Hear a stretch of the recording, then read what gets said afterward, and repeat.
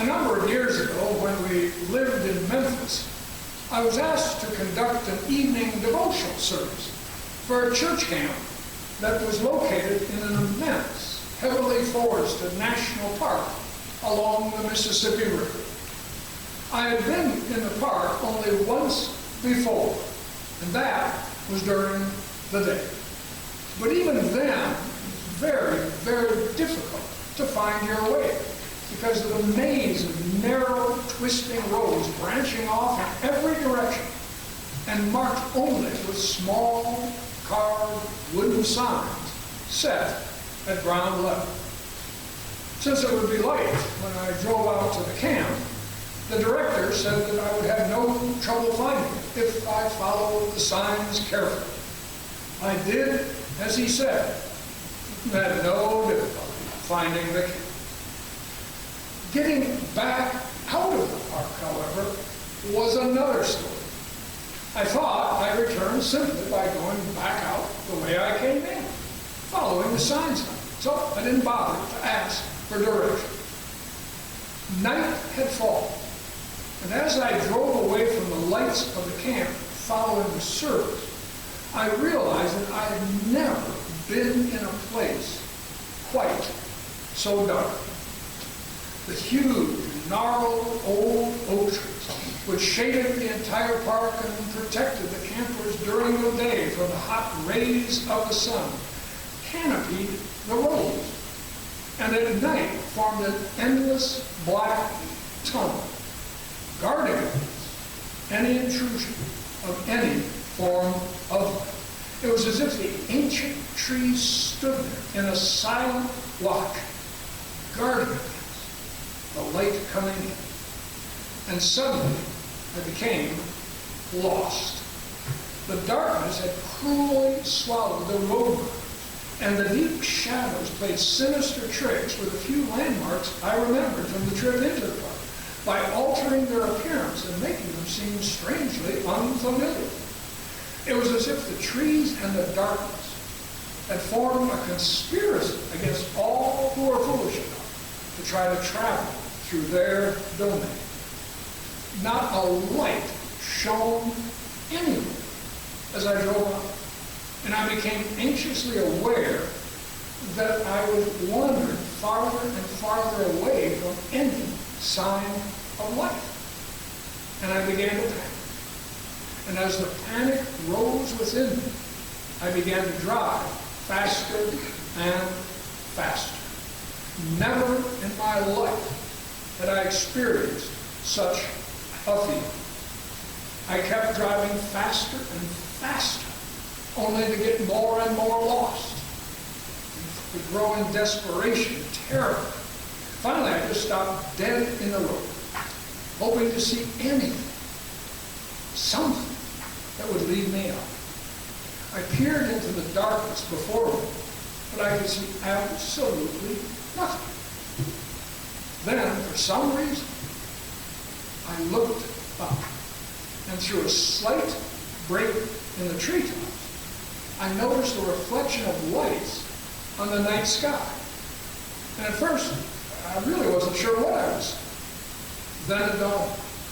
It was cast by the distant lights of Memphis, reflected on that sky. And it struck me that if I just slow down and keep heading toward that light as it glimmered through, I would find my way out. And the light would lead me home at last. And it did. And the prophet Isaiah proclaims, "Arise, shine, for your light has come, and the glory of the Lord has arisen upon you. For darkness shall cover the earth, and thick darkness the peoples. But the Lord will arise upon you, and his glory will appear over you. Lift up your eyes and look around."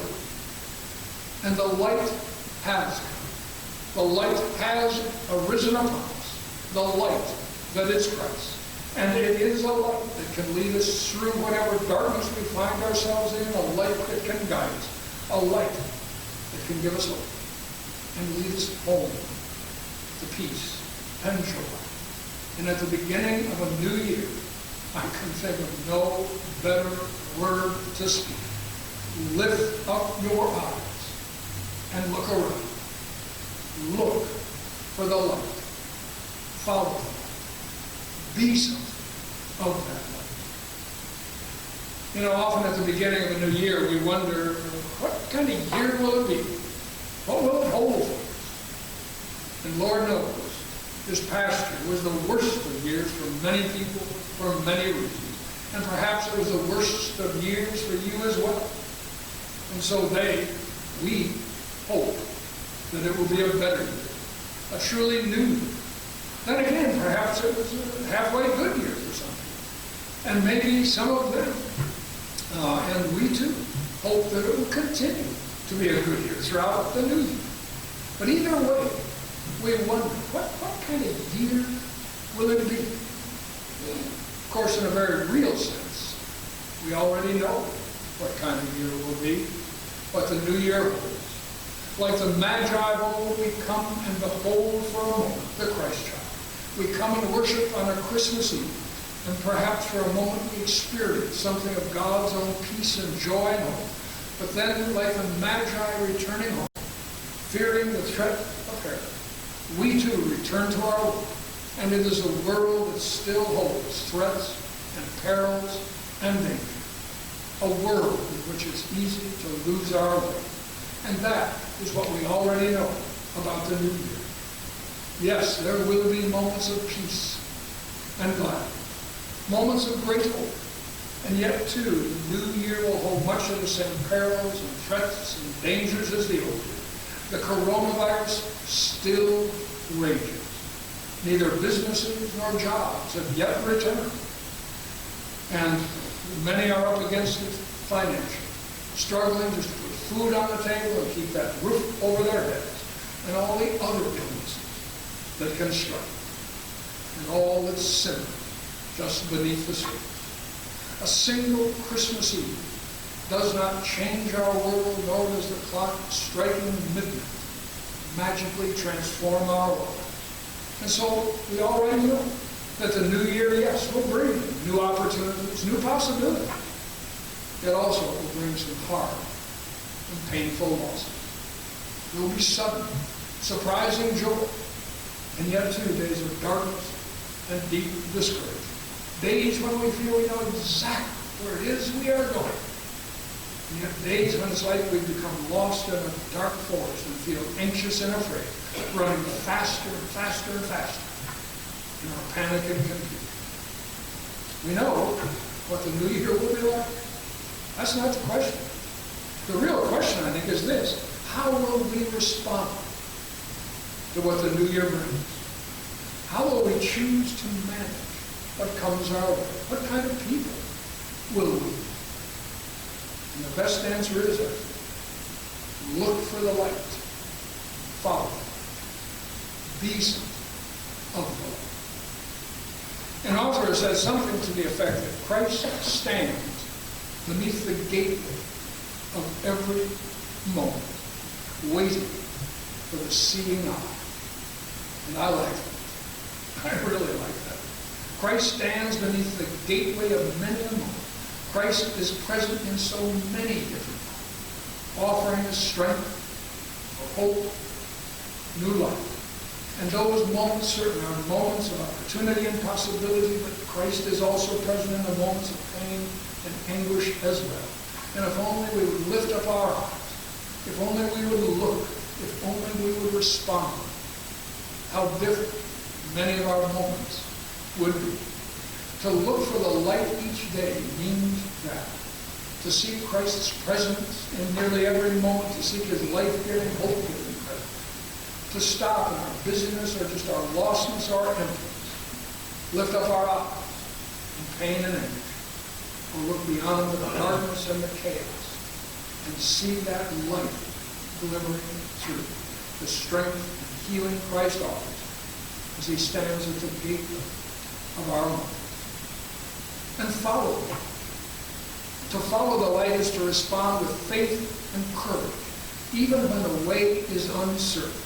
It is to take our eyes off ourselves and trust Christ's leading, to allow Christ to show us the way, to lead us out of ourselves and out of our losses, to lead us home to his strength and gladness by following his way. And be that light. Be something of light ourselves. And by that I mean reflecting the very kindness and love and compassion of Christ. Being people who encourage and bring hope to others. You know, we live in a time when more and more people are responding to human need with a coldness, a harshness, a time in which more and more are completely absorbed in themselves, a time of appalling selfishness and self-serving many people. To be the light is to offer ourselves to respond differently. It is to respond with warmth and graciousness and kindness. My old friend and spiritual guide had a plaque above the door in his living room. And it was going into the kitchen, so he would see it. He would see it every day. And anybody who came to visit him and sat in that living room to receive his counsel would look and see it. And it simply said, be kind. Everybody's fighting the same battle. And we forget that. Forget that we're not the only one. To be kind, to speak a word of kindness, to act with kindness, is to be the light, and to help lift up others, and help them shine with something of light. And when we are something of the light ourselves, we actually find ourselves lifted out of our own darkness and given new light. Look for the light, follow it. Be the light to others. That same author who spoke of Christ standing at the gateway of every moment also said this: the common run of days is merely that portion of time we have not redeemed for eternity, our creative imagination. And I like that too. We must redeem, save each day from boredom and meaningless and pain by looking with more than our eyes and imagining how different many of our moments could be, how different we could be, if only we would keep looking for Christ and live in Christ. Imagining ourselves responding to and managing whatever the new year brings with faith and strength and grace. Above the trees, I saw a light that led me home. And ever since, I've tried to remember to lift up my eyes, especially when things look so bleak and dark, and just look. Because I think glimmering through each day in some way is a light that will lead us in our way through all things unto new life and new hope.